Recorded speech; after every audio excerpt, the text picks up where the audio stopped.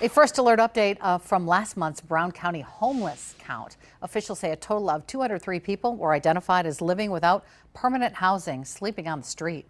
That number comes from volunteers who went out overnight to find people staying outside and check what kind of help they need. The count happens twice a year across the state. The results then reported to the U.S. Department of Housing and Urban Development.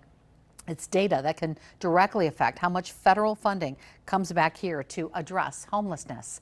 Next week, officials expect to release a deeper breakdown of the numbers and separate figures for people experiencing homelessness, but also staying in shelters.